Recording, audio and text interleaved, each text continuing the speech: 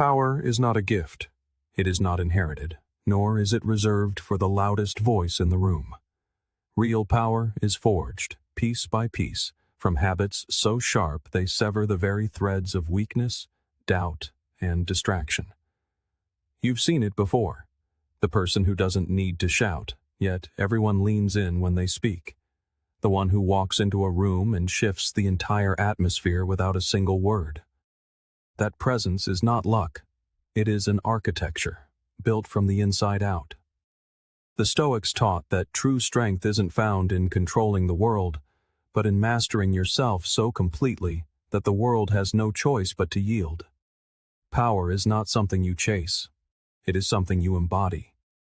So, if you are tired of being overlooked, dismissed, or drained by those who should never have had access to your energy, this is where the change begins. Here, we uncover the habits that separate the ordinary from the untouchable. If you value clarity, discipline, and the courage to rise above mediocrity, then consider this a commitment to your own growth, a quiet vow to step closer, each day, to the person you were meant to become. Habit 1. Control your face. Most people are unaware of how much of their power leaks out in the smallest gestures.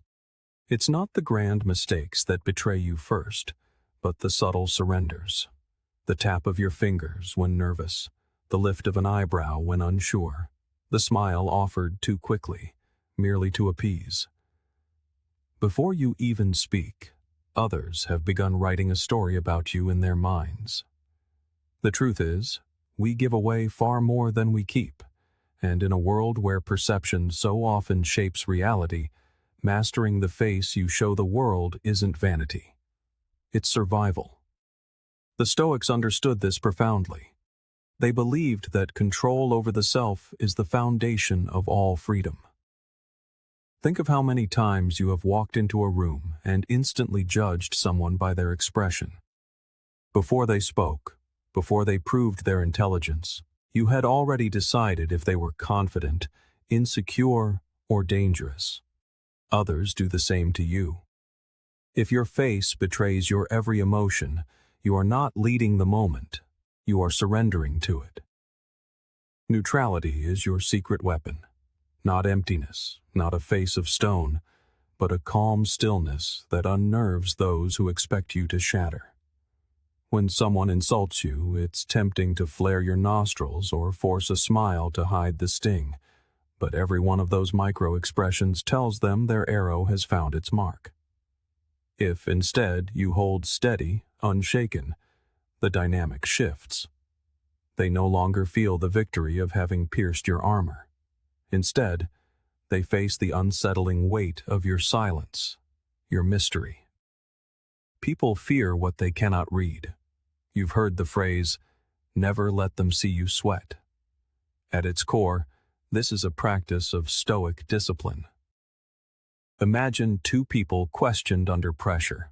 One fidgets and avoids eye contact. The other sits calmly, their expression unreadable, their gaze steady. Which one holds the power?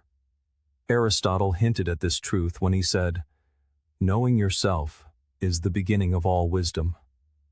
To know yourself is to understand that your face is your first language, and wisdom lies not just in what you say, but in what you refuse to show. This doesn't mean you should be cold or lifeless. You want control. Picture a calm lake. The surface is still, but beneath, currents move with silent purpose. This is the effect you want your presence to have. Serene on the surface, deliberate below. When you control your face, you don't suppress your emotions. You master their timing. You learn when to reveal warmth and when to hold it in reserve. Plato wrote, "The first and best victory is to conquer self."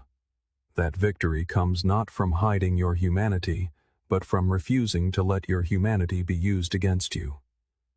The next time you're in a conversation where someone pushes your buttons, practice the art of stillness. Keep your face neutral. Breathe steadily. This doesn't mean you're ignoring them. It means you are refusing to let them dictate your inner state. Over time, this builds a reputation. People realize they cannot throw you off balance. Suddenly, your lack of reaction makes them question their own position. A neutral face also buys you time. When you stop overreacting physically, your mind slows down. You are free to observe, calculate, and respond with clarity. As Epictetus reminded us, it's not what happens to you, but how you react to it that matters. Your first reaction happens on your face. By mastering it, you are telling the world, I am not a puppet pulled by your strings. I am the sovereign of my own state. Control your face, and you begin to control your life. Habit 2. Think in leverage, not effort. When most people face a wall, their first instinct is to charge it head on. They add more hours to the day, sacrifice more sleep, and believe that if they just grind long enough, a breakthrough will come. But often, the wall doesn't break. The person does, exhausted by effort, trapped in the false belief that intensity is the same as progress. What if the key to power wasn't in adding effort, but in shifting your point of application? The Stoics would call this wisdom in action, not fighting every battle, but choosing the battles that matter. True power is not about endless activity, but about precise leverage. Think of a lever and a fulcrum. With the right placement, a single person can move a boulder that 10 men could not. This is the difference between the average person and the powerful one. The average person thinks success is about grinding harder. The powerful person asks a different question. Where is the hinge that swings the entire door? They understand that one well-placed action can make 10 others unnecessary. They don't just work hard. They design systems where their effort is multiplied, even in their absence. Aristotle observed, "It is the mark of an educated mind to be able to entertain a thought without accepting it." Similarly, it is the mark of a powerful mind to question whether an action is truly necessary or simply noise disguised as progress. Carl Jung saw this in the human psyche, warning that until you make the unconscious conscious, it will direct your life and you will call it fate. For many, the endless grind is just that, an unconscious pattern. To break free, you must step back and ask, where does my action create ripples that extend far beyond this moment? Imagine two people building influence. One spends hours posting content, chasing attention. The other creates one timeless piece of work that continues to spread long after they've stopped pushing it. That is leverage. Imagine two leaders. One is constantly firefighting, solving every small problem for their team. The other builds a culture where the team solves problems for themselves. One builds a machine. The other becomes the machine. Leverage requires patience. It means stepping back from the urgent to focus on the important. It means building foundations that don't pay off immediately, but create exponential returns later. Effort feels productive in the moment, but without direction, it's like running on a treadmill. It burns energy but gets you nowhere. Leverage, on the other hand, often feels uncomfortable at first. It forces you to let go, to trust systems, to value patience over adrenaline. But once you taste the freedom it brings, you realize this is what power has always been. To begin thinking in leverage, ask yourself one question each day. What one action, if I do it now, will make everything else easier or irrelevant? The answer will show you the hinge. Marcus Aurelius put it simply, if it is not useful, discard it. The wisdom here is ruthless. Cut what drains you. Invest in what multiplies you. When you live this way, you shift from being a worker to being an architect. A worker moves bricks. An architect designs a bridge that carries thousands for generations. Who holds the greater power? Stop suffering under the weight of wasted effort. Build leverage. Choose the hinge, not the mountain. For power belongs not to the one who pushes the hardest, but to the one who knows precisely where to push. Habit 3. Speak less, observe more. Most people don't realize how much of their soul they spill when they open their mouths. We rush to fill silence with words because silence feels like a void.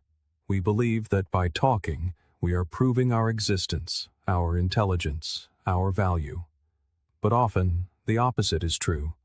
The more you speak, the more room you create for others to dismiss, misunderstand, or use your words against you. The wise have always known this. One of the first marks of real power is not what you say, but what you hold back. Are you drawn to those who never stop talking, or to those who say little, but when they do, every word hangs in the air? Words lose their currency when spent carelessly, but when used with precision, each one lands with the weight of a rare coin. Observation is a form of power that is deeply underestimated. While others rush to explain, justify, and defend, the quiet person is watching. They see the tremor in a hand that betrays a lie, the darting eyes that signal fear, the subtle shift in tone that reveals a hidden desire. These details are invisible to the loud but crystal clear to the observant.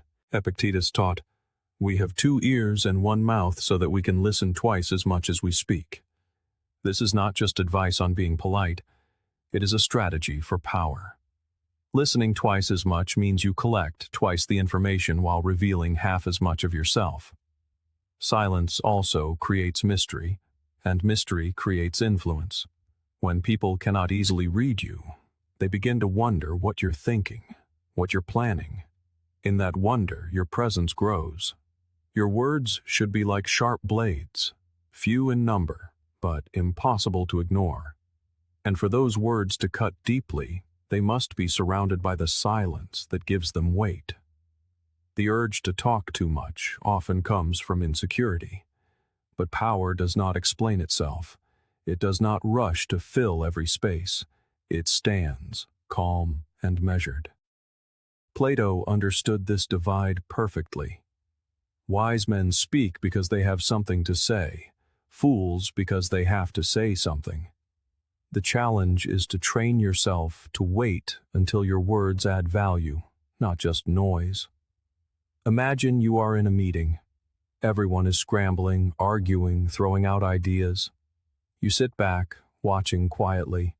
When the room has exhausted itself on noise, you offer a single clear sentence that reframes the entire discussion. Who will be remembered?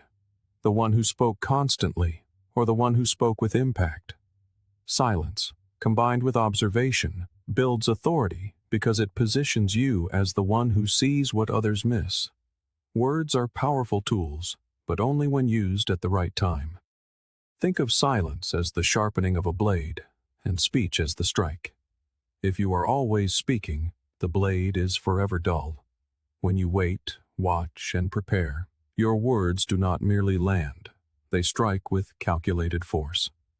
The true power of silence, however, lies in its ability to shift the burden of revelation. It compels others to fill the void. And when people are allowed to talk, unchecked, they reveal themselves with astonishing speed.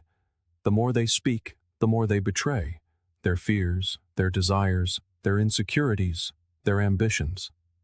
Your task is simply to remain silent and listen. This is the art through which negotiators gain leverage, leaders command respect, and ordinary people acquire profound insight. By mastering the impulse to speak, you retain your power, while others, unable to restrain themselves, lose theirs. Consider the Stoic wisdom of valuing what lies within your control. You cannot command how others speak, but you can master your response. Silence is a form of control, a quiet refusal to surrender your composure. So, how does one practice this art in the theater of daily life? Begin by cutting your sentences in half. Say only what must be said, and then stop. Erase the fillers that weaken your presence. Words like, I think, just, and kind of. They whisper of uncertainty. Replace them with the resonant hum of clarity. And then, Practice letting silence linger. When someone finishes speaking, resist the urge to fill the pause. Wait. You will be astonished by how often people reveal more when the silence stretches. At first, it feels uncomfortable, but it is in that discomfort that power grows. Picture a debate. One person interrupts constantly, their voice loud, their arguments scattered like leaves in the wind. The other listens, calm and centered. They wait, and when the noise finally dies down, they deliver a single, precise statement that stills the room. Which one holds the power? The answer is obvious. Power does not shout. It whispers, but only at the right moment. It watches while others stumble over their own words. This is what it means to speak less and observe more. Remember, silence is not emptiness. It is space. Space to think, to calculate, to understand. It is the very space the Stoics sought through their practice of reflection. Epictetus urged his students to pause before reacting, to allow reason to step in before impulse. Silence is that sacred pause. It is the moment between stimulus and response where wisdom is forged. Master it, and your words will become rare treasures in a world of common noise.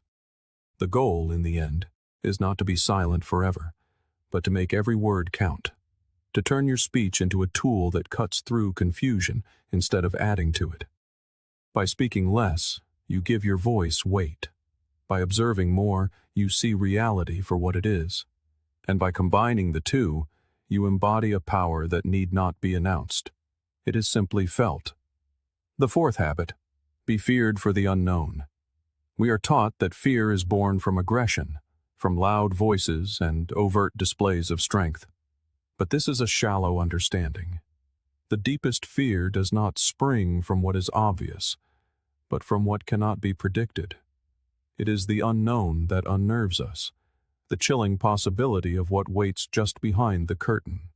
When a thunderstorm rolls in, it is not the lightning you see that terrifies you, but the deep rumble that follows, a promise that another strike could come at any moment, from anywhere. This is the psychology of mystery. What people cannot measure, they cannot control, and when they cannot control you, they begin to fear you. The psychoanalyst Carl Jung framed it another way. The most terrifying thing is to accept oneself completely. When you truly know yourself, your strengths, your limits, your hidden depths, you no longer feel the need to put everything on display. You can choose what to reveal and what to hold back. Others, seeing only fragments, sense a vastness beneath the surface. Their minds project possibilities onto you, and those projections often far exceed reality. The mystery of what you might do becomes more potent than anything you actually do. This is the paradox of fear. It grows strongest in silence and shadow. Think of the leaders, generals, and artists remembered not just for their victories, but for their unpredictability. The strategist who does not always strike back, who sometimes waits, sometimes ignores, and sometimes retaliates with overwhelming force. This very unpredictability forces opponents to hesitate. They never know which version of you they are about to face, and hesitation is the first crack in any armor. You can practice this in your own life by simply refusing to explain everything. We live in a culture obsessed with overcommunication, explaining our feelings, clarifying every move, correcting every rumor. But the more you explain, the more predictable you become.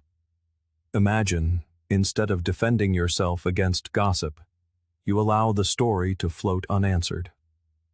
People are left to wonder. Does your silence mean acceptance, rejection, or something else entirely, something they cannot grasp? That wondering is where your power lies. The moment you clarify every detail, the mystery vanishes, and with it, your influence. As Aristotle noted, the more you know, the more you realize you don't know. This works in reverse. The less others know about you, the more they assume. And that assumption often makes them cautious, respectful, even fearful. The goal is not deception for its own sake, but selective revelation. You show enough to establish your presence, but never enough to be fully mapped. Like a grand master of chess, you reveal your pieces slowly, never letting your opponent see the full strategy until it is far too late. Consider a disagreement.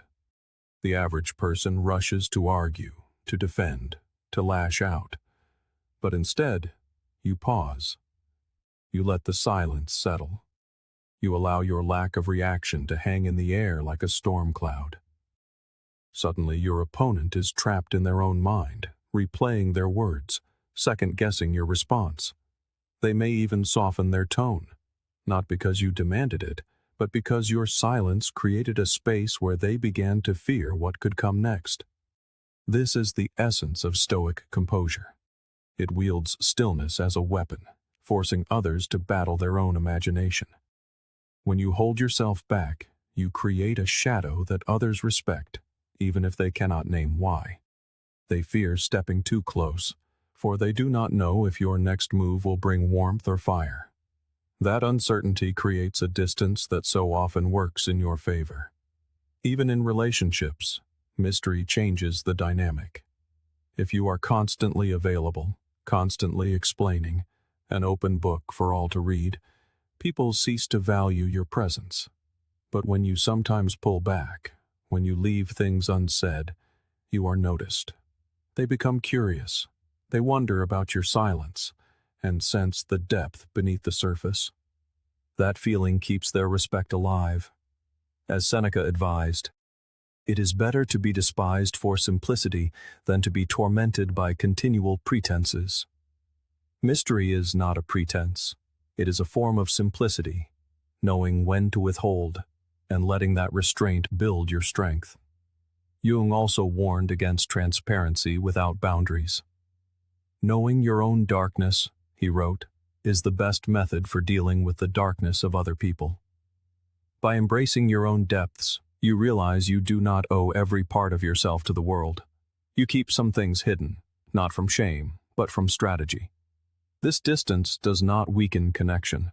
It strengthens it, by preventing others from believing they have full access to you. And when people do not have full access, they tread carefully. To be clear, being feared for the unknown is not about cruelty. It is not about scaring people for pleasure or dominating them. It is about commanding respect through unpredictability. Picture a lion resting in the grass. It does not roar at every sound or chase every movement. It waits, calm and quiet. And because of that calm, every creature in its presence is alert, cautious, careful. They do not know when or if it will strike. That is how your presence should feel. Quiet enough to keep people guessing, yet strong enough that when you do act, it leaves no room for doubt. To build this habit, practice restraint. Stop correcting every misunderstanding. Stop rushing to explain your side of the story. Stop giving away every detail of your life. Let some things remain unsaid. Then, pair that restraint with moments of decisive action. When you finally choose to move, make it sharp and clear, so that people realize your silence was never emptiness. It was power held in reserve. Over time, this balance builds a reputation. People will know you are not to be taken lightly, not because you are loud, but because you are unpredictable. In the end, mystery is a form of armor. It keeps people from assuming they have control over you. It forces them to respect boundaries they cannot even see. Marcus Aurelius reminded himself daily to rise above the noise, to live with clarity, and to remain unshaken. To be feared for the unknown is to embody this Stoic truth. You do not need to prove everything. You only need to carry yourself in such a way that people hesitate before they dare to test you. And here lies the final paradox. When you embrace mystery, you gain more peace. You no longer exhaust yourself trying to explain, defend, or prove. You move quietly, let others wonder, and preserve your energy for what truly matters. In this way, mystery is not just a source of fear for others. It is a source of freedom for you. The fifth habit: make yourself scarce and irreplaceable. We are raised on the belief that availability is a form of kindness. Be there for people. Answer quickly. Always say yes. On the surface, it sounds noble, but over time, a darker truth reveals itself. The more accessible you are, the less you are valued. The more you give, the more it is assumed you will always be there. And suddenly, respect curdles into expectation. What was once generosity becomes an entitlement to your energy. The Stoics warned against this trap of overextension. Marcus Aurelius wrote, "Do not waste the remainder of your life in thoughts about others." In other words, guard your time, guard your presence, because the more scarce you become, the more valuable you are. Think of it in the simplest terms. That which is everywhere is noticed by no one. Water from a tap is rarely appreciated until the day the well runs dry. Gold is prized precisely because it is rare. The same principle applies to you. If your attention can be demanded at any time, your presence loses its weight. But if your time is rationed, if your focus is a precious commodity, people will treat it with reverence.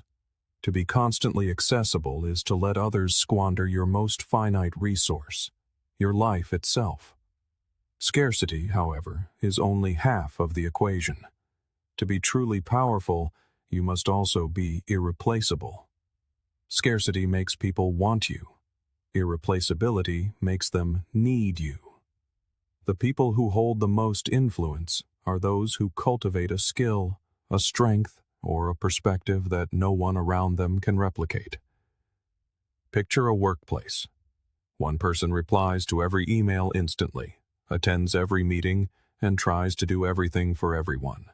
Another person guards their time, but when they contribute, they deliver something no one else can, an insight that solves an intractable problem, a strategy that shapes the future, a skill that is utterly unique.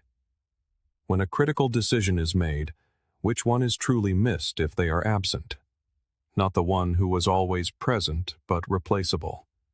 It is the one who was scarce, yet indispensable. This is the formula. Constant presence combined with common skills leads to weakness. Scarcity paired with irrefutable value forges power. The Stoics championed self-mastery, and this is what scarcity truly is: mastery over your own time and energy. Epictetus said, "If you want to improve, be content to be thought foolish and stupid." Sometimes, guarding your time will lead others to think you are cold or arrogant. Their judgment is irrelevant. What matters is your growth, your focus, your discipline. If you are always giving yourself away, you will have nothing left with which to sharpen your own blade. Scarcity is the courage to say no, not out of cruelty, but out of commitment to something greater. Irreplaceability, on the other hand, is born from depth. The world is full of generalists who dabble in everything but master nothing. The powerful go deep. They choose one craft, one ability, and refine it until it becomes their signature. As Aristotle wrote, "We are what we repeatedly do." Excellence, then, is not an act, but a habit. By pursuing excellence in a chosen domain, you separate yourself from the crowd, and once separated, you become the one whom others cannot imagine operating without. This is how reputations are built. This is how power solidifies. This does not mean you must withdraw from the world. Scarcity is not isolation. It is intention. It is deciding when to be present and when to step back. It begins with your boundaries. You decide when to answer, when to show up, and when to hold back. When people know your presence is not guaranteed, they begin to treat it as a privilege, not a right. Consider this in personal relationships. If you are always available, always the first to text, always bending your schedule, people subconsciously stop respecting your time. They may care for you, but they do not value your presence in the same way. But when you step back, when you become a little harder to reach, they notice.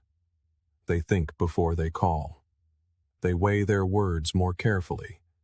And when you do show up, it feels significant, not routine. This is how scarcity protects dignity and commands respect. Consider also the subtle psychology at play. When someone is always available, we assume they have nothing better to do, diminishing their perceived value. But when someone is harder to reach, we assume they are occupied with important things and their value increases. This is why the powerful are not seen in every room, at every gathering. They appear rarely. But when they do, everyone pays attention. Their presence is scarce, and therefore priceless. Scarcity without value is merely absence. But scarcity paired with contribution is power. When people know that your presence brings clarity, insight, or a unique ability, they will crave it. And when they also know that your presence is limited, they will revere it.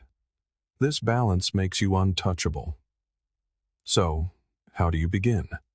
Start by noticing how often you give your time away without a second thought. Do you reply instantly to every message?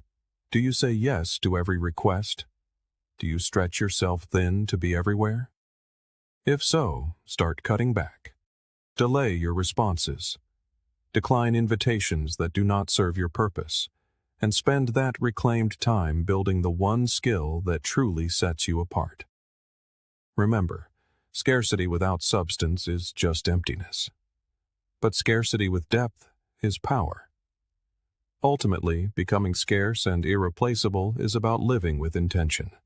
It is refusing to be wasted on constant availability, and instead, building a depth that others cannot ignore.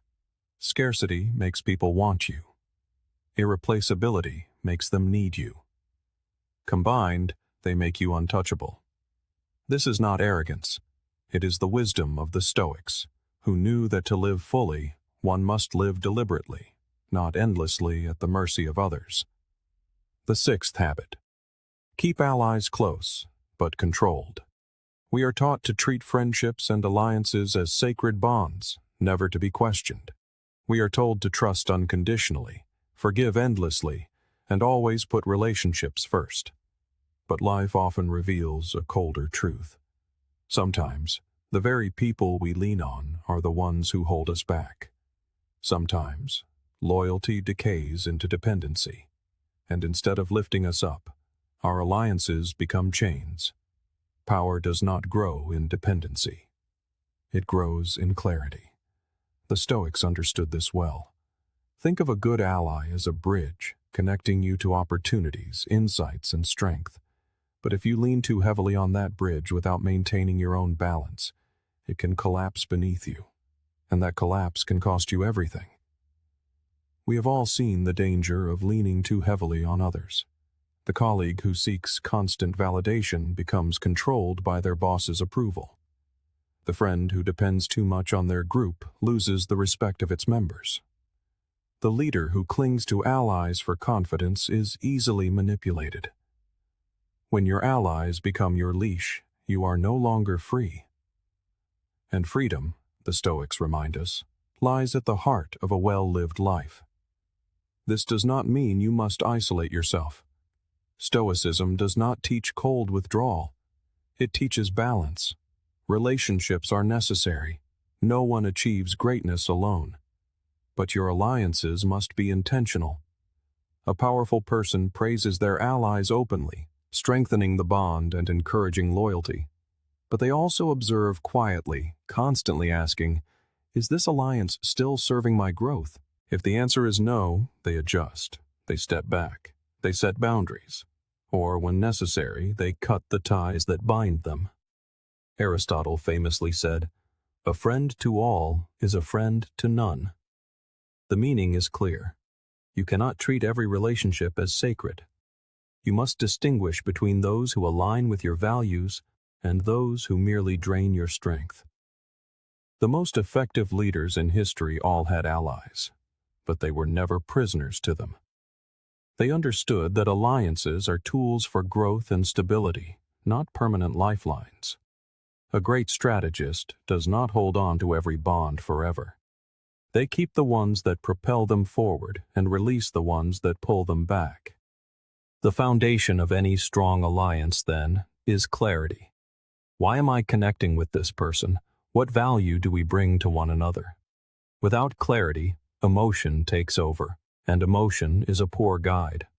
The Stoics also believed in the power of detachment. Detachment is not a lack of care. It is a refusal to cling. When you praise someone publicly, you build goodwill. When you cut ties privately, you preserve dignity. This balance keeps your reputation intact while protecting your most vital resource, your energy. Let's bring this into daily life. Imagine a friend who often supports you but also drains you with relentless negativity. The average person tolerates this endlessly, believing loyalty means suffering in silence. The powerful person, however, sets limits. They still offer support, but they refuse to be dragged into the abyss. They decide when to give their time and when to step back. This is not cruelty, it is wisdom. It ensures the relationship remains a source of strength, not a path to destruction. In the professional world, this principle is even clearer. Leaders who give away their trust unconditionally often end up betrayed. But those who balance trust with observation, who support their team while keeping their authority intact, build unshakable respect. Their allies remain close, but never in control. Powerful people understand another crucial truth. The fewer emotional dependencies you have, the freer you are to act. When you can walk away from an alliance without collapsing, you hold the upper hand. And because you do not lean too heavily, people respect you more. They know you choose them not out of need, but out of desire. And that choice makes your presence all the more meaningful. Let us not mistake strategy for coldness. Stoicism teaches virtue, justice, courage, wisdom, and self-control. True alliances are built on these virtues. A useful ally is not just someone who benefits you, but someone who helps you grow in alignment with these principles. So, how do you keep your allies close but controlled? Start by observing.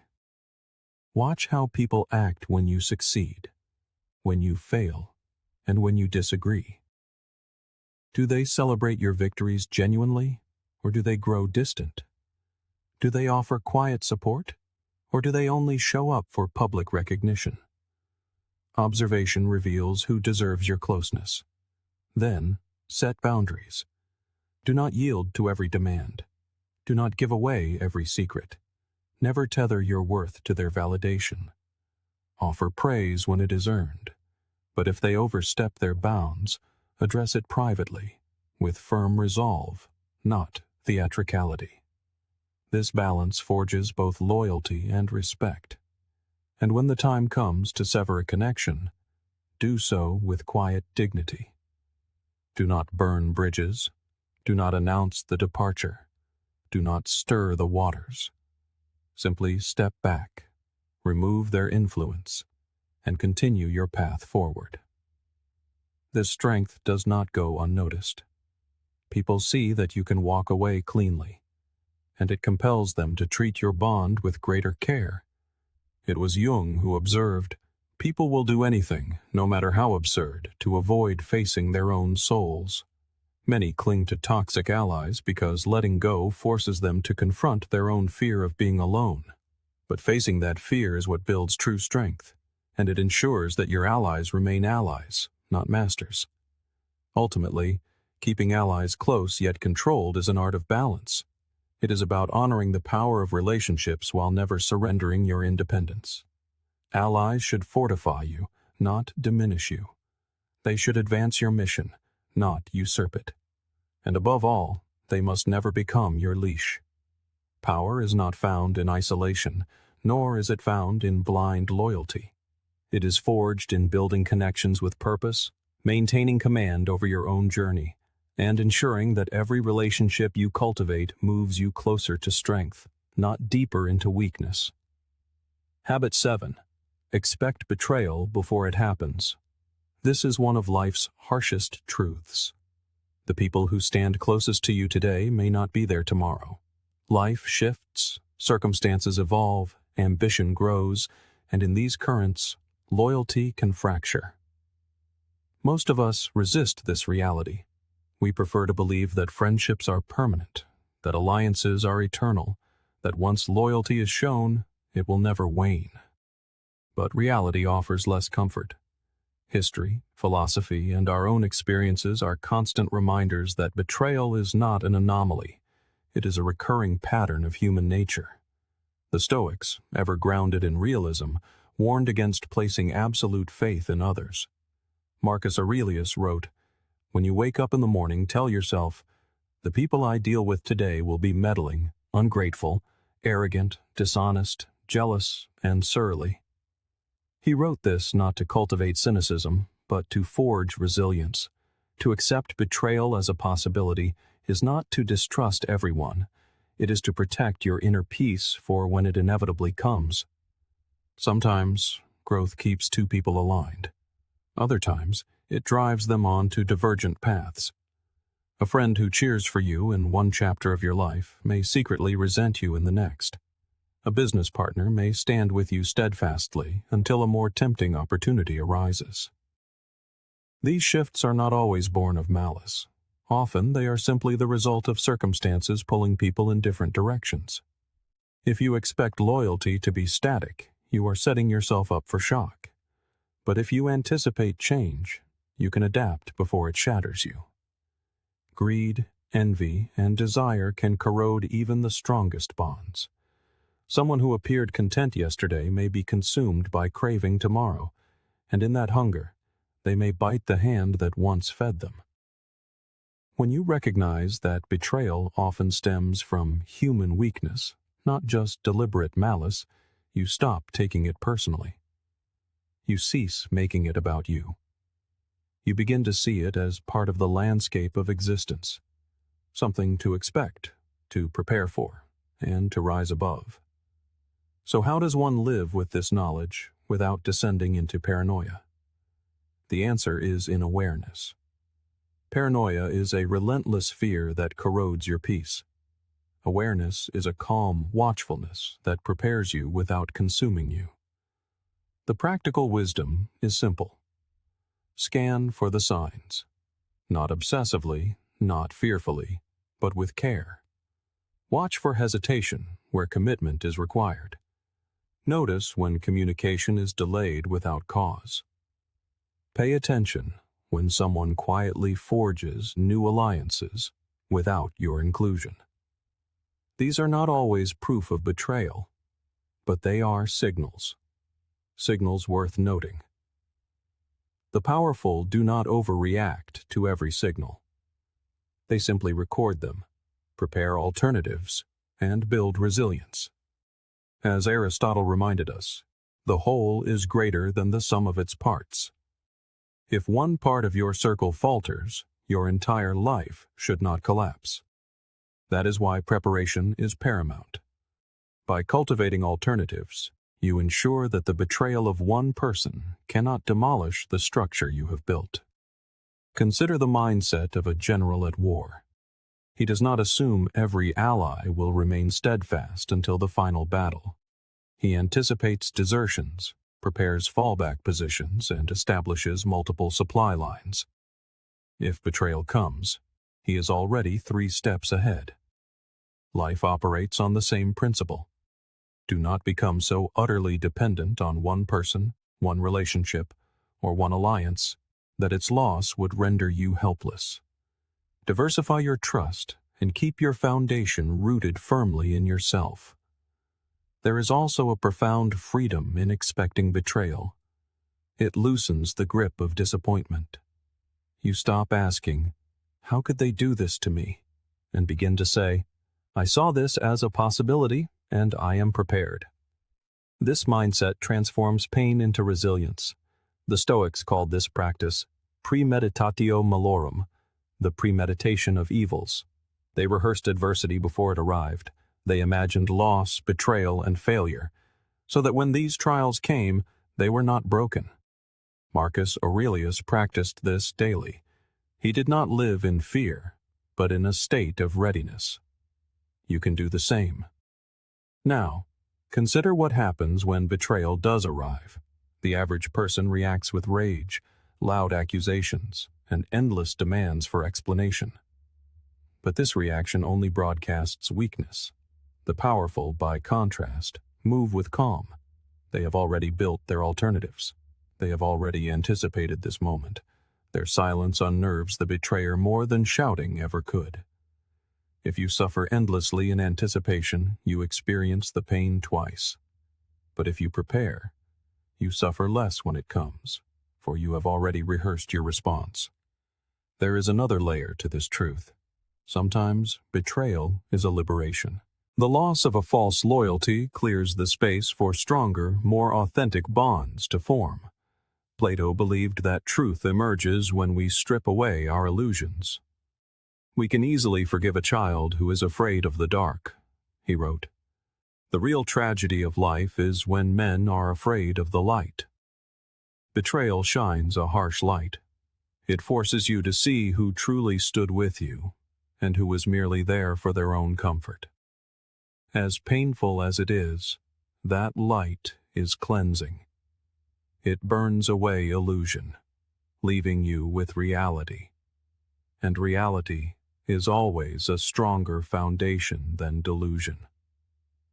In your personal life, this habit teaches you to set healthy boundaries. You stop giving away too much of yourself too quickly. You untie your worth from the knot of another's loyalty. You build your confidence upon your own foundation. Imagine this in practice. You are building a business with a partner. Instead of trusting blindly, you document agreements. You create exit strategies. You build systems that will survive, even if the partnership dissolves. Or in friendships, instead of expecting people to remain unchanging, you accept that growth may pull you apart. You cherish the bond for as long as it lasts, but you are prepared for the day it may not. This does not make you cold. It makes you wise. You learn to love fully, but without illusion, to connect deeply, but without chains. In the end, expecting betrayal is not about suspicion. It is about preparation. It is about protecting your inner world from being shattered when your outer relationships falter. So ask yourself, are you preparing for this possibility? Or are you pretending it will never come? Because if you are unprepared, betrayal can break you. But if you expect it, if you have built resilience, it becomes just another event, a setback, not a collapse. The Stoics remind us that strength lies not in avoiding hardship, but in meeting it with composure. Expect betrayal, prepare for it, and you will find that when it comes, you are not its victim. You are already beyond it. Habit 8. React slow, strike clean. The first reaction is the most difficult impulse to master. An insult stings, and words leap out before thought can intervene. A provocation cuts, and your body floods with adrenaline, demanding an instant fight. We live in a culture that champions this reflex. Clap back. Never let anyone disrespect you. Always defend yourself. But here is the uncomfortable truth. The one who reacts in haste almost always cedes control. Why? Because in that instantaneous response, you are not thinking. You are being puppeted. The person who provoked you now owns your emotions, and in that moment, they own you. The Stoics understood this trap perfectly. When you learn to pause, something remarkable happens. You slip out from the grip of impulse and step into the quiet space of choice. The weak allow others to dictate their tone, their energy, their peace. The strong slow everything down. They let silence do the heavy lifting while they gather their composure. And when the time comes to respond, it is not noise, it is precision. Carl Jung explored this through the lens of the psyche. He said, "Everything that irritates us about others can lead us to an understanding of ourselves.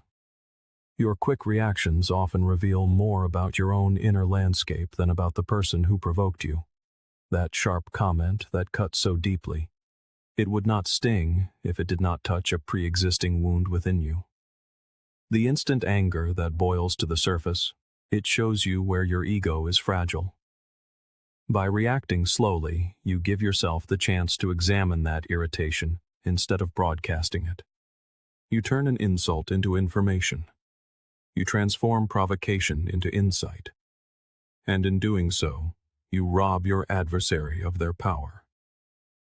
Picture a master swordsman. The novice swings wildly, his every emotion etched on his face, each strike a burst of uncontrolled energy. But the master stands still, a portrait of calm. His blade does not flinch at every feint. He waits, he studies, and then, with one swift, precise strike, he ends the contest. That is the difference between weakness and strength, between overreaction and control. Control yourself, and you control the outcome. Lose yourself, and you hand victory to the other side. We see this play out in daily life. Someone cuts you off in traffic, and your instinct is to rage. But what does that change? Nothing. You have only given them your peace, your energy, and perhaps even your safety. A colleague undermines you in a meeting, and your urge is to argue back immediately, to prove them wrong. But if you wait, observe, and then choose your words with care, your composure makes their agitation look foolish. A friend makes a cutting remark. You want to fire back. But if you pause and meet their gaze with a calm smile, their comment dissolves under the weight of your poise. Silence, paired with a clean strike when necessary, always wins. As Aristotle wisely observed, anybody can become angry. That is easy. But to be angry with the right person, and to the right degree, and at the right time, and for the right purpose, and in the right way, that is not within everybody's power, and is not easy.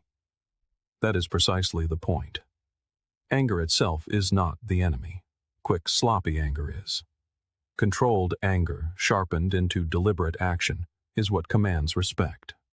People may mock an emotional outburst, but they never forget cold precision. This habit, react slow, strike clean, does not mean you let people walk over you. It is the opposite. It means you build a reputation for being formidable, but in a way that is utterly unpredictable. When people see they cannot bait you, that you will not rise to every insult, they grow uneasy. They begin to wonder, what will happen if I push too far? What will the response look like when it finally arrives? That uncertainty creates a respect that shouting never could. Plato wrote, "The first and best victory is to conquer self." In mastering your reactions, you conquer yourself, and once you have done that, others cannot conquer you. Let's ground this in practice. The next time you feel insulted, do not respond immediately. Count your breaths. Let the silence hang in the air. Watch how uncomfortable the other person becomes when they realize you are not playing their game. Then, if you choose to respond, do it calmly and decisively. A single sentence, sharp enough to close the conversation. No long explanations, no pleading, just clarity. Or consider a betrayal in business. Do not explode with rage. Log the offense, wait, and when the moment is right, deliver your consequence cleanly. A contract severed, an opportunity withdrawn, a door closed. Cold, quiet, final. Think also of how this habit shapes your reputation. The person who erupts emotionally at every challenge becomes predictable. Their buttons are exposed for all to see, and anyone can push them. But the person who reacts slowly, who studies the situation before striking, is an enigma. Their restraint becomes legendary. Their eventual action, unforgettable. Even in personal relationships, this habit is life-altering. Arguments often spiral not because of the words spoken, but because of the speed with which they were answered. Words hurled in the heat of the moment create wounds that can linger for years. But when you pause, when you take a moment to breathe, to think, to measure, you save yourself from a world of regret. Your words become cleaner, kinder when needed, sharper when required. Either way, they become tools of clarity, not weapons of chaos. And here is the paradox. People respect you more when you do not rush to your own defense. They see strength in your calmness. They sense weight in your silence. They feel the authority in your composure. Habit 9. Control the frame. Most believe that victory in a conversation belongs to the one with the sharpest argument or the loudest voice. But the truth is far more subtle. Most battles are won before a single word is spoken. The real contest is not over the details. It is over the frame. Whoever controls the frame sets the rules of engagement. They decide what matters and what does not, what receives attention and what is ignored. It is akin to entering a game not as a player, but as the one who quietly sets the board. Everyone else may believe they are playing freely, but they are playing by your rules. The Stoics understood this subtle form of power. Think of how often you have been pulled into someone else's frame without realizing it. Perhaps you are accused of something unjust, and instead of questioning the very premise of the accusation, you rush to defend yourself. In that moment, the other person has already won. They set the frame that you are guilty and must now prove your innocence. Or perhaps someone asks a loaded question, and by answering it directly, you inadvertently validate their underlying assumptions. Power comes from stepping back, pausing, and asking yourself, whose frame am I operating within right now? And more importantly, how can I shift it back to my own? Most people unconsciously accept whatever frame is presented to them. They are dragged into debates that do not matter, defending points that weaken them, and wasting energy on irrelevant fronts. But once you become conscious of the frame, you gain the power to redirect it. Instead of answering an accusation, you reframe the entire premise. That is not the issue, you might say. The real question is, in that moment, the energy of the room shifts. Instead of being pulled into their game, you have placed them into yours. Control of the frame is not only verbal, it is physical. Your body language sets the context long before your words do. Someone who fidgets, avoids eye contact, or rushes their speech frames themselves as uncertain. Someone who remains steady, who lets silence stretch, who speaks slowly and deliberately, frames themselves as being in command. Sometimes, power looks like stillness, the courage to hold a gaze, to pause while everyone else scrambles, to let the weight of your silence define the entire room. Think of a courtroom. Lawyers do not just argue facts, they argue frames. One lawyer frames the defendant as reckless, the other as misunderstood. The jury rarely decides on pure, unadorned facts. They decide within the narrative frame they have been given. Life operates the same way. People rarely make choices based on truth alone. They choose based on how that truth is presented. Plato taught that the true measure of a person is what they do with power. Controlling the frame is one of its purest forms. Not through overt domination, but through quiet direction.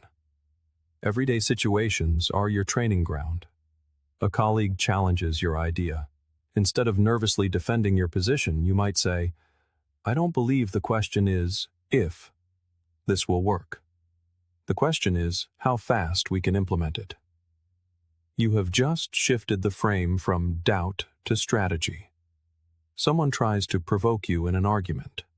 Instead of responding with emotion, you state calmly, that is not what this conversation is about. Instantly you have pulled the energy away from their chaos and back into your clarity. Another key element of this habit is pace. The person who controls the tempo controls the room. If you rush, you signal weakness. If you slow down, you set the rhythm for everyone else. As Aristotle said, patience is bitter, but its fruit is sweet. When you slow your pace, when you allow the room to adjust to you, you are not just buying time, you are subtly teaching others to move at your speed. That act alone shifts the frame in your favor. But controlling the frame does not mean being manipulative for its own sake. Stoicism teaches virtue, justice, wisdom, and courage. These are the anchors for how you wield this power. You do not twist reality to deceive. You frame reality to bring clarity. Let us not forget the role of silence. Silence is one of the most powerful frames of all.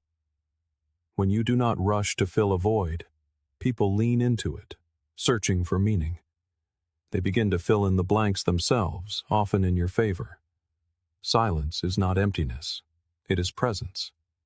It frames you as someone who does not need noise to be powerful. Consider the alternative. When someone loses control of the frame, they argue endlessly. They raise their voice. They let their emotions dictate the conversation. The more they shout, the weaker they appear. The frame slips from their grasp. People remember not the logic of their words, but the desperation of their delivery. Meanwhile, the one who remained quiet, who redefined the issue and spoke with calm authority, becomes the true center of power in the room. This is why controlling the frame is often about doing less, not more. Less talking, less defending, more redirecting, more stillness. So how do you train this habit? Start small. The next time you are drawn into a conflict, pause before you answer. Ask yourself, what is the frame here? Must I accept it or can I shift it? Practice redirecting with simple phrases. That's not the point. Here is what truly matters. The real issue is this. Practice your body language. Sit with calm posture, hold eye contact, and let your tone of voice drop rather than rise. These subtle cues speak far louder than any shouted words. At its core, controlling the frame is about freedom. The freedom to define your engagements, to protect your energy, and to ensure that others cannot drag you into their chaos. Marcus Aurelius practiced this daily in his meditations, returning again and again to the concept of perspective. Perspective is the ultimate frame. If you set it yourself, no one else can steal it. In the end, power is not about shouting the loudest. It is about quietly shaping the space so that everyone else begins to follow your rhythm. The person who controls the frame wins before the argument has even begun. They do not waste energy proving themselves. They do not get lost in the noise. They set the context, and the context shapes the outcome. That is why, when you learn to control the frame, you stop fighting for influence. You become the influence. Habit 10. Operate in shadows. Reward in public. The common impulse is to broadcast every move, to announce every intention. There is a modern compulsion to speak of the destination before taking the first step, to announce the plan before the first battle is won. It has become an expectation, a ritual of transparency. You must show what you are doing. Prove you are working. Let the world know how busy you are. But in this ritual lies a fatal flaw. A strategy exposed is a strategy weakened. It invites the interference of others, the sting of criticism, and sometimes the cold hand of sabotage. True power does not parade in the open. It moves in the quiet dark, like roots spreading unseen beneath the soil, anchoring themselves for the storm. The Stoics understood this with profound clarity. As Marcus Aurelius reminded himself, the more we value things outside our control, the less control we have. To broadcast your every move is to place your power in the hands of the crowd, outside of yourself. To operate from the shadows is to keep that power where it belongs, within your grasp. Consider the wisdom of nature. A seed does not announce its presence from beneath the earth. It gathers its strength in silence, hidden from the world, until the day it breaks through the surface with a force that cannot be denied. Strategy works in the same way. And yet, here lies the paradox. While your planning must remain hidden, your generosity should be thunderous. When you operate in silence and then deliver rewards in public, you forge a reputation that multiplies itself. As Seneca said, wherever there is a human being, there is an opportunity for kindness. Public rewards are a form of strategic kindness. By giving credit openly, you build a loyalty that whispers cannot break. You demonstrate that you are not threatened by the success of those around you. Instead, you amplify it. And because this recognition is offered sparingly and with intention, it becomes something others crave. History is filled with leaders who mastered this delicate balance. They planned in secret, moved behind closed doors, and stepped into the light only to reward, never to boast. Imagine a general studying maps by candlelight, choosing a battle no one sees coming. The next morning, after the victory, he praises his soldiers before the world. Their loyalty is not born from knowing his every move, but from knowing he will honor them when it matters most. By rewarding in public, you make each part feel essential, and together they build something far greater than you could ever build alone. In daily life, this principle holds the same immense power. In the workplace, if you constantly speak of your plans and projects, you invite expectation before you are ready. If you fail, you lose credibility. But if you work quietly, deliver results, and then praise your team in public, you gain both authority and allegiance. In your personal life, announcing your plans often breeds skepticism or envy. But moving in silence, only to arrive with results, builds a deep and lasting respect. And when you celebrate others along the way, you become someone they not only admire, but seek to keep close. To operate from the shadows is also a lesson in patience. It forces a focus on building, not impressing. It is easy to post about your effort. It is far harder to commit to the quiet work until the results speak for themselves. Beginnings are fragile things. Exposed too early, they can be crushed under the weight of doubt and scrutiny. But guarded in silence, they gain a strength that allows them to stand on their own. Protect your beginnings. Let them grow in darkness, and reveal them only when they are ready to thrive in the light. And then, when you do step into that light, do not use it to glorify yourself. Use it to glorify others. Public rewards are powerful because they shape reputation. When you give credit openly, you create an atmosphere where people yearn to work with you, where loyalty grows not from fear but from admiration. Epictetus taught, "He who seeks wisdom is wise already." By rewarding others in public, you demonstrate a profound wisdom. You show that your focus is not on yourself, but on the greater whole. In return, people see you as someone worth following. Imagine this in practice. You lead a small team. For weeks, you have been quietly strategizing a new approach, never mentioning it. When the plan succeeds, instead of taking the credit, you praise your team before all others. Instantly, they are motivated. They feel seen. They work harder. And yet no one doubts who orchestrated the success. This dual reputation, mysterious in planning, generous in reward, makes you magnetic. People respect your silence and crave your recognition. Seneca warned of the danger in seeking approval too quickly. It is not the man who has too little, but the man who craves more that is poor. Broadcasting your strategies is merely a craving for approval before it is earned. The Stoic way is different. Work in stillness. Let your actions be the proof. and let recognition flow outward, not inward. In that balance, you become untouchable. Even your body language will begin to reflect this.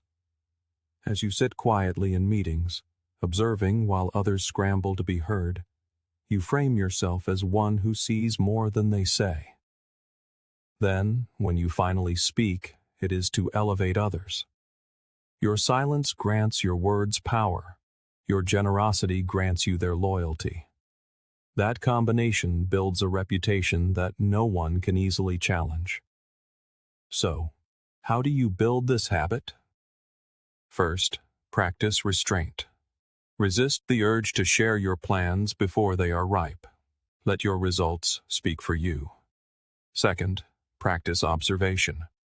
Learn to build in silence, to notice the details others miss while they are busy announcing themselves. Finally, practice generosity. When you succeed, find others to praise publicly. This does not cost you power. It multiplies it. Soon, people will crave your approval more than any reward from anyone else. In the end, operating from the shadows and rewarding in public is about a masterful balance. Silence protects your strategy. Generosity fortifies your reputation. Together, they create a presence that is both mysterious and magnetic. Habit 11. Reinvent quietly. It is a common love affair, the announcement of change before the first step has been taken. A post about a new habit, a declaration of a new life, a promise of a new identity, all delivered long before the work has even begun. It provides the immediate satisfaction of being seen as someone who is changing, even if the change itself never materializes. But a harsh truth lies beneath this performance. Those who speak the loudest of their transformation are often the ones who remain unchanged. Real power never needs to broadcast its arrival. Real transformation is a silent process, forged in the solitude where no one is watching. The Stoics understood this well. The weak plateau because they mistake attention for growth. They believe that by announcing their intentions, they have already achieved something. But intentions are fragile. They dissolve when the applause fades. The powerful evolve differently. They sharpen themselves behind closed doors, away from the noise and the eyes of the world. They change not for validation, but for mastery.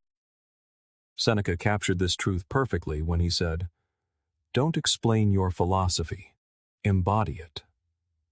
The world does not need to hear about your reinvention. It needs to feel it when you walk into a room, transformed. Carl Jung offered a psychological lens to this process. He said, "Who looks outside, dreams. Who looks inside, awakes." Reinvention is not about what others see. It is about what you face within yourself. That quiet, internal battle where you confront your fears, your laziness, your ego, that is where true growth is forged. If you win there, you have no need to announce your victory. By the time you step back into the world, the results speak with a voice louder than words ever could. People who knew you before will look twice, wondering when the shift occurred. The mystery of it makes the transformation all the more powerful. Think of how nature evolves.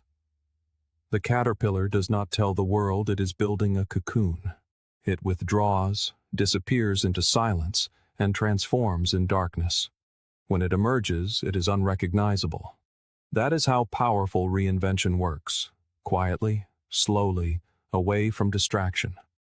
The Stoic practice of solitude mirrors this process. Epictetus urged his students to withdraw often into themselves, not to escape the world, but to prepare for it. In solitude, they refined their character, so that when they returned, they carried an inner strength that no applause could give and no criticism could take away. Too many sabotage themselves by announcing change too soon. They declare, "I'm going to lose weight. I'm going to start a business. I'm going to be different this year." And while these declarations feel empowering in the moment, they also set a trap. People begin to watch, to judge, to expect. The pressure builds, and often the person crumbles beneath it. Beginnings are fragile.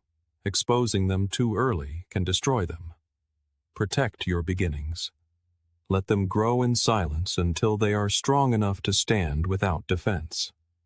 Reinventing in silence is not just about protecting your progress. It is about sharpening your unpredictability. If people believe they know everything about you, they cease to respect you. They assume you are predictable, static, easily read. But when you evolve quietly, you shatter their assumptions. By the time they think they have you figured out, you have already changed. That unpredictability builds a certain kind of fear and a certain kind of respect. They no longer know what to expect from you, and that makes them cautious. As Aristotle observed, the more you know, the more you realize you don't know. When people realize they don't truly know you, they begin to handle you with care.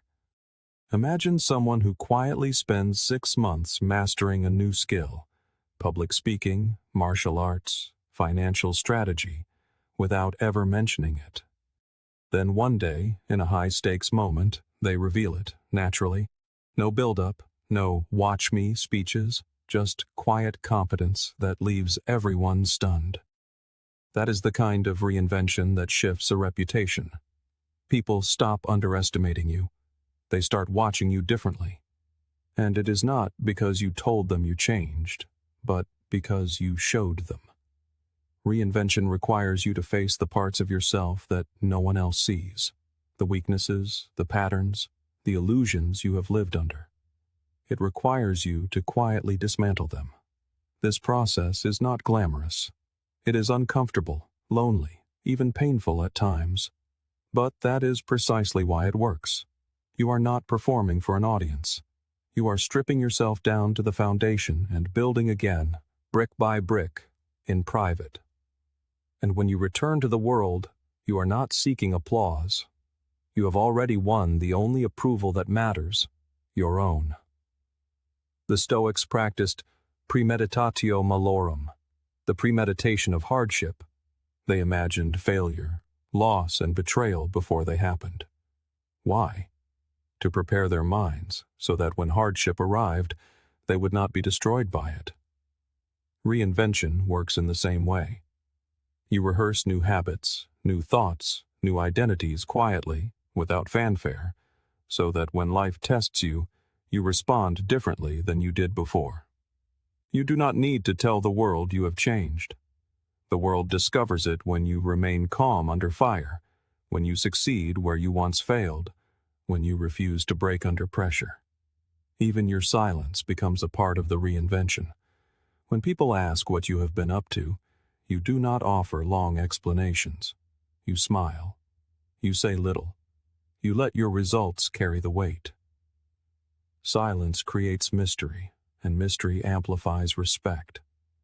Seneca reminded us, it is quality rather than quantity that matters. A few silent results will always outweigh 1,000 noisy declarations. Consider how much time is wasted explaining change instead of living it. Every post, every announcement, every new year, new me statement burns energy that could be used for actual growth. True transformation is too busy working to stop and explain itself. In practice, this means building habits without broadcasting them. You wake early to read before dawn, not to post about it, but to sharpen your mind. You train quietly in the gym, not to prove yourself to others, but to strengthen your body. You study late into the night, not for applause, but for mastery. And when the day comes that you reveal these results, no one will have seen them coming. The silence will make the impact all the sharper. Why does this matter for power? Because predictability is weakness. If people can map your every move, they can control you. But if you reinvent quietly, you keep them guessing. You are no longer a fixed target. You are fluid, evolving, Untouchable. In the end, weak people plateau because they mistake noise for growth. The powerful evolve in silence. They sharpen new skills behind closed doors. They dismantle old patterns in solitude. And they return to the world not with promises, but with proof. By the time people notice, it is already too late to catch up. That is the secret of reinvention. It does not ask permission. It does not announce itself. It arrives quietly, undeniably, and it changes everything. Habit 12. Guard your time like a fortress. The true measure of a person's strength is not found in their wealth, nor in the volume of their voice. It is revealed in a far simpler way, by how they treat their time. For time is the one resource that cannot be repurchased. Once spent, it is gone forever. And yet, most people give it away as if it were worthless. They hand over hours to people who do not deserve them, to conversations that lead nowhere, to distractions that leave them drained. The truth is, if you do not protect your time, you do not protect yourself. The Stoics were relentless about this fact. Seneca wrote, "It is not that we have a short time to live, but that we waste much of it." This was not an exaggeration. It was a warning. Think of your time as a fortress. A fortress has walls, gates, and guards. It has rules about who is granted entry. Without these defenses, any intruder could stroll inside, take what they want, and leave you empty. Too many people live like an unguarded fortress. Their phone buzzes, and they reply instantly.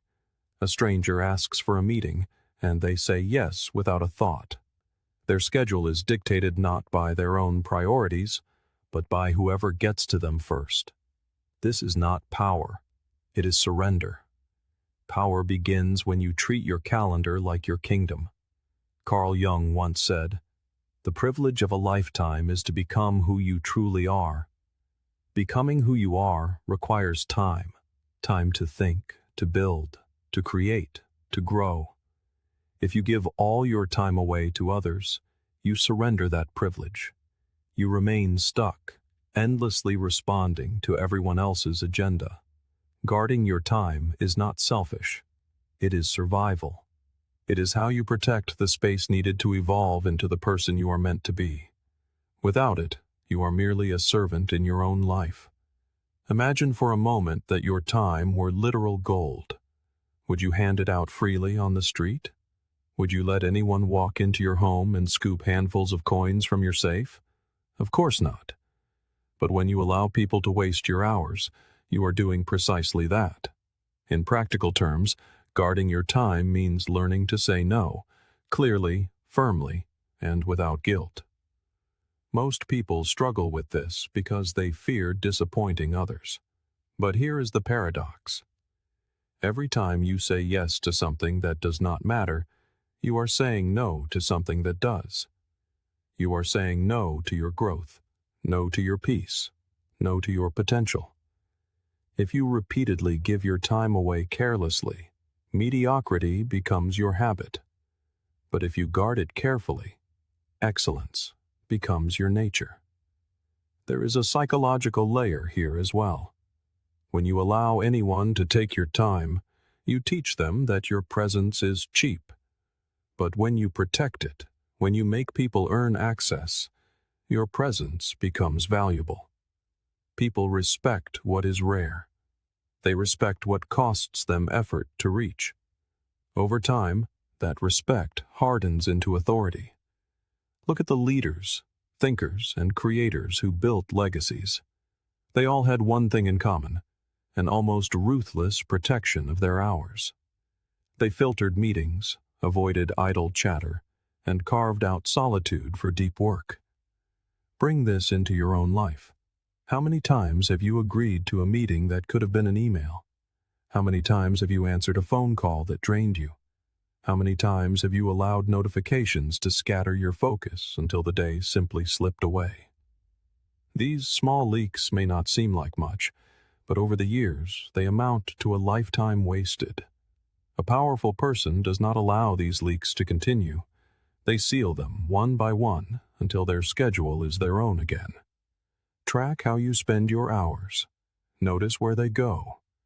You may be shocked at how little is spent on what truly matters. Then, begin to filter. Not every invitation deserves a yes. Not every message deserves an instant reply. Not every problem deserves your energy. Set boundaries. People will push back at first. They are used to having easy access. But once they realize your time is no longer free, they will adapt. Seneca warned, "If you do not set limits on your time, others will." He was right. People will always try to use your time for their own benefit. It is not always malicious. Sometimes they simply do not realize the cost. That is why it is your responsibility to set the limits, to decide who enters your fortress and when, to determine which battles are worth fighting and which distractions deserve only silence. This is not about arrogance. It is about clarity. And there is another layer of power here. When your time is protected, your presence becomes sharper.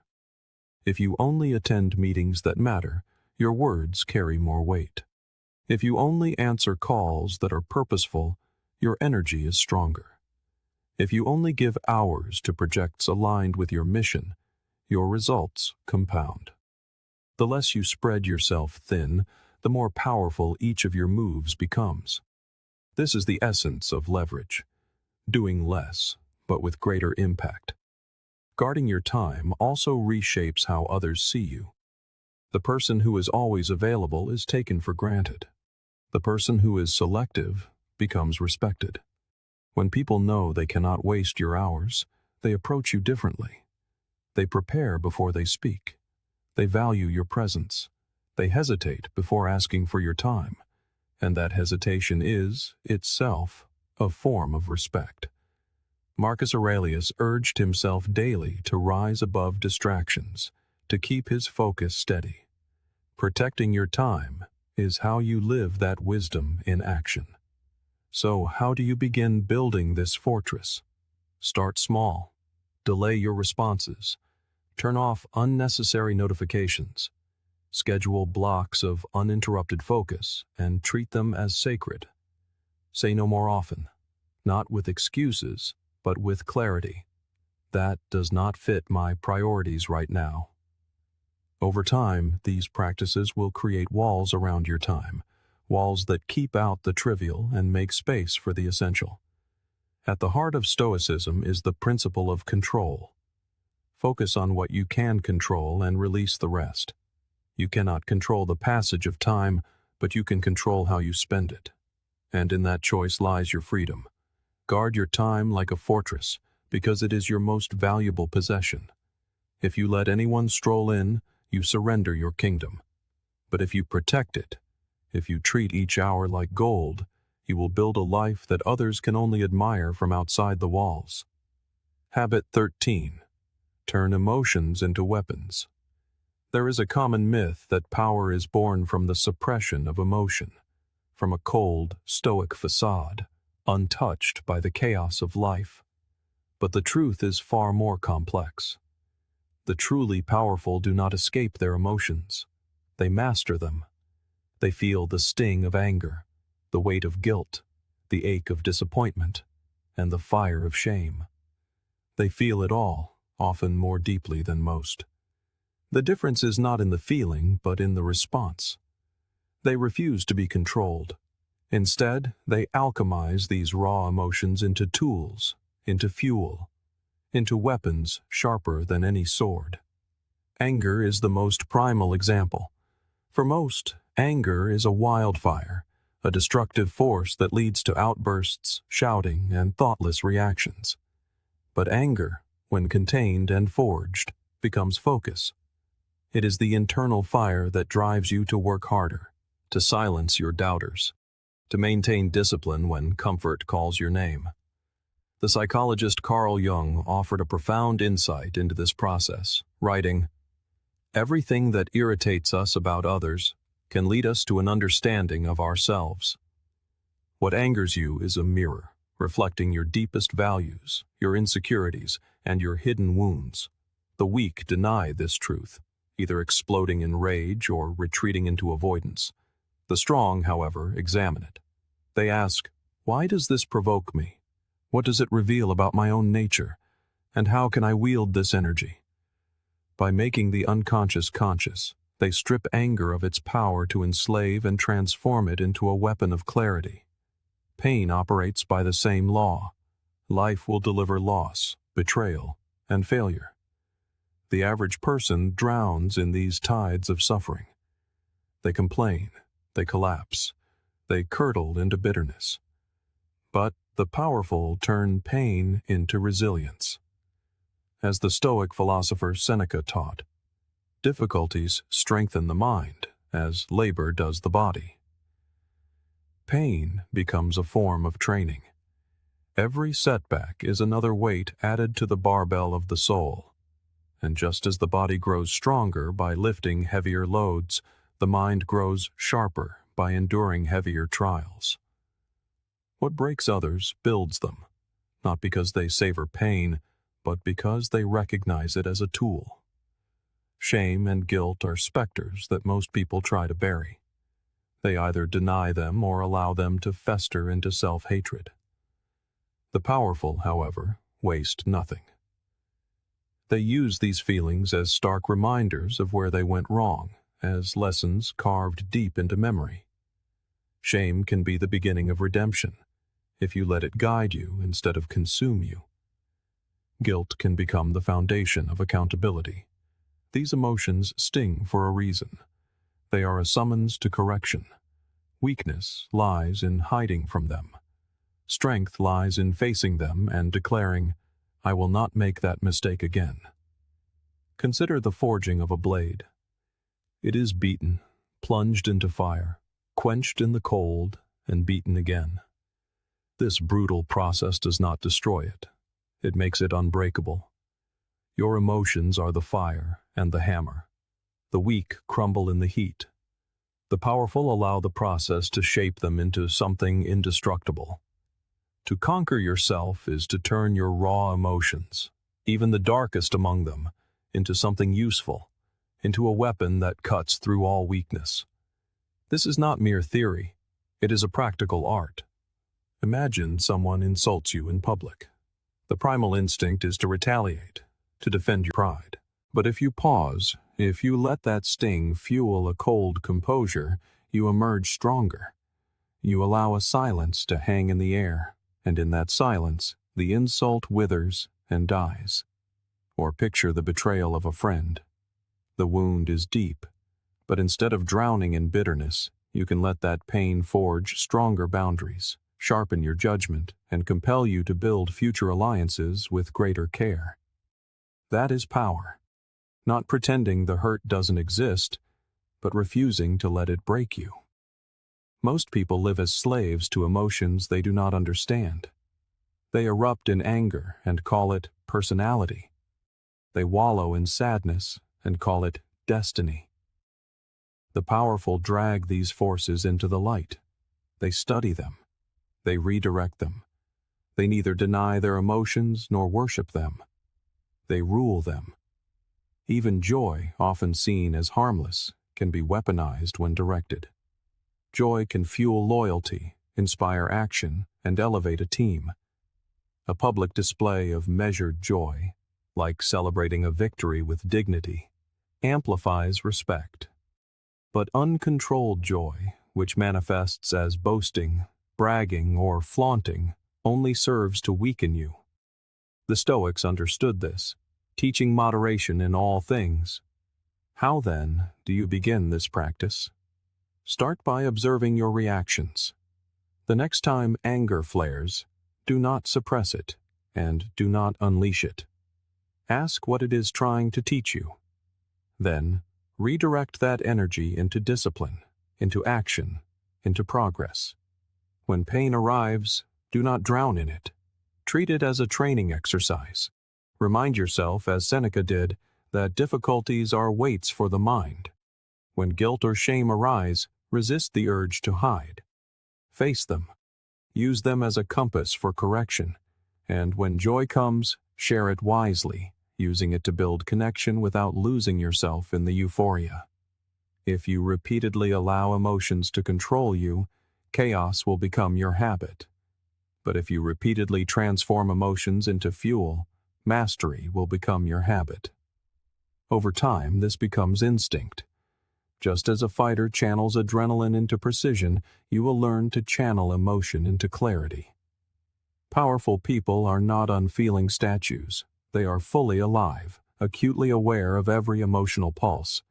But instead of being tossed about by those waves, they have learned to surf them. They ride anger into focus, pain into resilience, shame into wisdom, and joy into loyalty. They let emotion feed their power without ever letting it drain them. At the heart of Stoicism lies a fundamental truth. Nothing outside of you can truly control you. Not events, not other people, not even your own raw emotions. Marcus Aurelius wrote, "The impediment to action advances action. What stands in the way becomes the way." This is the secret. Every emotion that rises up against you can be turned into an asset that serves you. Anger becomes the way. Pain becomes the way. Shame becomes the way. In the end, the weak believe power means hiding their emotions. The powerful know better.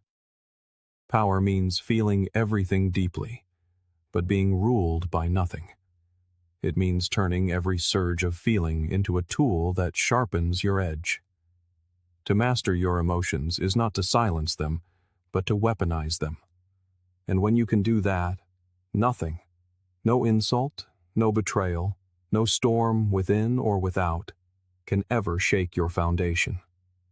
Habit 14. Build a reputation that works for you. Most people mistake reputation for popularity, a shallow contest of being liked or admired. But that is not the nature of a powerful reputation. A true reputation is not built on the number of people who smile at you. It is forged in the whispers that follow you out of a room. It is built on the stories and echoes that linger long after you are gone. And the truth is, if you do not deliberately shape your reputation, others will shape it for you. That is why the wise and the powerful guard it as they would their own life. Marcus Aurelius gave the perfect blueprint. If it is not right, do not do it. If it is not true, do not say it. Your reputation begins here, by aligning your actions and your words with the legacy you wish to leave. Once you achieve this alignment, the echo begins to work in your favor. The power of a strong reputation is that it is self-enforcing. You do not have to argue every point or defend every boundary. A single, decisive action, widely remembered, carries more force than 100 tedious explanations. Seneca observed, "A sword never kills anybody. It is a tool in the killer's hand." Reputation is the same kind of tool, silent but razor sharp. You do not have to draw it constantly. People remember what happened the last time someone tested you, and that memory shapes their behavior before they ever dare to try. Consider the titans of history. Leaders who understood reputation did not waste time correcting every insult or chasing down every rumor. They took one clear, decisive stand and let the action echo through time. That echo did the work for them. The same law applies to you. If someone disrespects you and you respond with quiet finality, ending the relationship, cutting off access, walking away without drama, that single act, whether seen or merely whispered about, will shape how others treat you from that day forward. Your decisive acts, not your endless words, define your measure. In daily life, the power of reputation is profoundly underestimated. In a workplace, if you are known as the person who always says yes, people will continue to pile work on you, expecting you to bear the load. But if you establish early on that you do not tolerate unnecessary burdens, They will think twice before offloading their tasks onto you. In relationships, if you are known for forgiving endlessly without consequence, you will be tested again and again. But if you make it clear, once, firmly, and calmly, that betrayal means distance, you will rarely have to repeat yourself. The reputation enforces the boundary. Reputation is also tied to the interplay of predictability and unpredictability. If people know you tolerate weakness, they will exploit it. If they know you respond inconsistently, they will gamble with your patience. But if they know you are decisive, that one firm act is enough to change the entire dynamic. When people realize they do not fully know what you will do, but they do know the cost of disrespect, they begin to treat you with caution. In this way, a reputation both precedes you and protects you. Building a reputation requires that you face your own shadows. If you act inconsistently, punishing one person while letting another slide due to favoritism, your reputation dissolves. But if you align your actions with unshakable principles, even when it is uncomfortable, people notice. They may not like it in the moment, but they will respect it in the long run. Take a practical example. Imagine someone lies about you. The weak response is to argue with everyone, to plead your case, to beg people to see the truth. The strong response is to act once, cut off the liar, state your boundary, and move on without another word. Over time, people will forget the noise of explanations, but they will remember the deafening silence of your certainty. And that silence, that refusal to play their game, becomes your reputation. Seneca reminded us, "He who is brave is free." The bravery to act once, with clarity, frees you from the burden of endless battles. Reputation is also sustained by consistency. If you punish disloyalty today but tolerate it tomorrow, people stop taking you seriously. But if your actions are consistent, your reputation becomes a shield. You no longer have to prove yourself. Others do it for you, whispering your standards wherever you go. The Stoics also understood the value of detachment in shaping reputation. If you are obsessed with being liked, your reputation becomes weak. People can sense the desperation, and they will exploit it. But if your focus is on being respected, not liked, your reputation becomes strong. Respect is rooted in boundaries, in decisive action, and in principles that do not bend with the wind. The psychological impact of such a reputation is immense. People edit themselves before they approach you. They hesitate before asking too much. They treat you with a cautious reverence, because they know what you stand for. Carl Jung spoke of the collective unconscious, the invisible way shared beliefs spread. Your reputation becomes part of that shared reality. You no longer have to remind people of your standards. They remind each other. That is the mark of true power. So, how do you build this kind of reputation? Start by defining your principles. Decide what you will never tolerate and commit to it. Then, when someone tests you, act decisively. Once. No drama, no noise, just a clean, firm response. Protect your consistency. Do not enforce your boundaries with daily nagging. Let one decisive act echo. And most importantly, let your actions align perfectly with your words. Plato said, "We can easily forgive a child who is afraid of the dark. The real tragedy of life is when men are afraid of the light." Do not be afraid to let the light of your principles guide your actions, even if it means sacrificing comfort. In the end, your reputation is the shadow you cast. You don't control every whisper or every story, but you absolutely control the actions that create them. Build a reputation that speaks for you, that warns before you arrive, that commands respect before you ever utter a word. When people say, "He doesn't tolerate that," or "She will cut you off cold," that is not gossip. That is your shield. And when your reputation works for you, you no longer have to fight for respect. It walks into the room with you. Habit 15. Evolve without warning. Most people crave recognition for every small step. They start a new habit and immediately broadcast it to the world. They set a goal and announce it to anyone who will listen, seeking validation before the work is even done. But here lies a fatal truth. The more you announce, the more predictable you become. And in the calculus of power, predictability is weakness. Real power does not move in a straight line for all to see. It evolves quietly, without warning. By the time others notice you have changed, it is already too late for them to adapt. Beginnings are fragile things. Expose them to the world too early, and they can be crushed by doubt, envy, or sabotage. But when you nurture your growth in silence, you give it room to develop strong roots, safe from outside interference. Think of a great tree. It does not ask for permission to grow. It does not announce the spreading of its roots deep underground. It evolves unseen, until one day it towers above everything else. Your growth should follow this same law of nature, quiet, steady, and undeniable.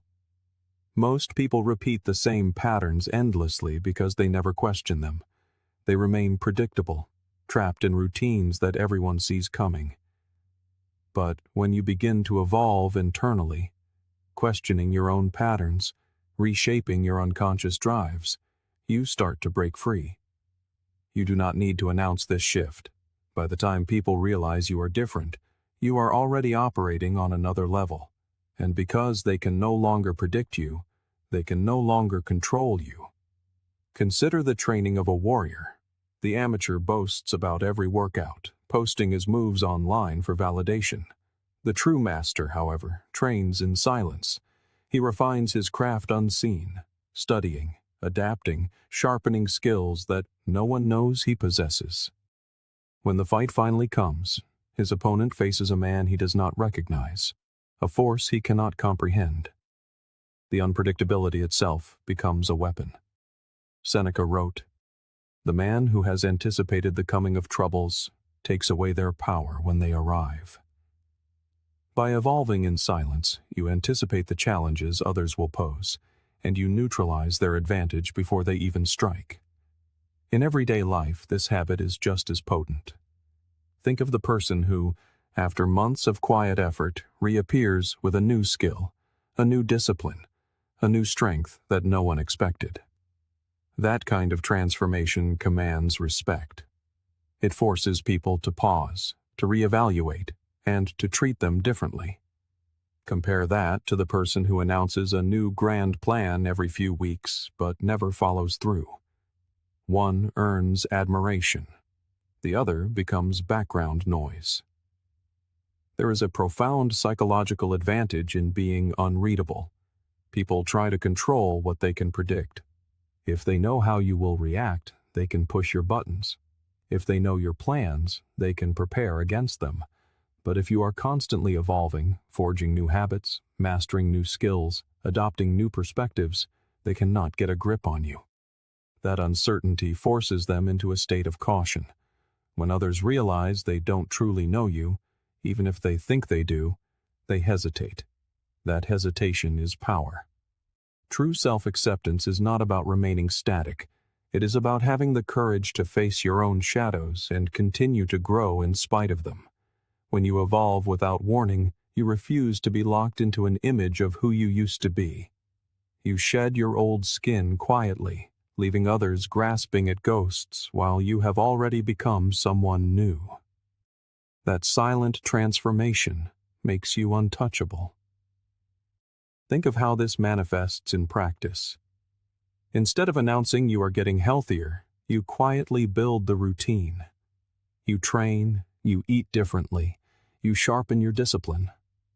Months later, people notice, not because you told them, but because the results walk into the room with you. Instead of declaring a career change, you study, you prepare, and you move in silence until the switch is already made. While others are still processing your old identity, you have already mastered a new domain. Each time you evolve without warning, you gain ground before anyone else can adjust. Marcus Aurelius reminded himself, "Be like the rock against which the surf crashes. It stands firm and tames the fury of the water around it." To evolve without warning is to be that rock, steady in your silent growth, unmoved by the crashing noise of the outside world. Let them speculate, criticize, or assume. It doesn't matter. Your growth does not require their approval. It reveals itself only when it is undeniable. This habit also shields you from envy. When you announce your every move, you invite jealousy and resistance. People who do not wish you to succeed may try to sabotage your efforts before you have gained momentum. But when you move quietly, envy has no target. By the time they see your success, it is too late. The work is done. The results are real. The shift is permanent. Announcing every step wastes energy that should be used for growth. Silence conserves that energy, funneling it directly into transformation, not performance. The powerful do not waste time convincing others they are changing. They simply change. And the results are louder than any declaration could ever be. So, how do you begin? Start with restraint. Resist the intoxicating urge to share your next move. Instead, take the step. Then take another. Let the silence build your momentum. Focus on becoming unpredictable. Learn new skills no one expects from you. Break old habits without ceremony. Surprise even yourself with how far you can travel in silence. And when the results finally show, let them arrive like a storm that no one saw coming. In the end, this habit is about freedom.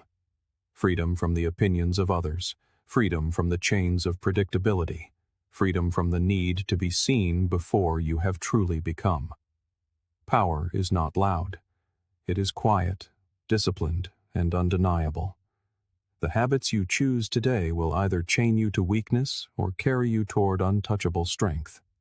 Remember, your presence speaks before you do, and every decision shapes the legend you leave behind. If this message resonated with you, I invite you to watch one of the suggested videos on the screen. It may be the very reminder you need today. And thank you for being a part of Stoic Journal, where together we walk the path of clarity, discipline, and self-mastery.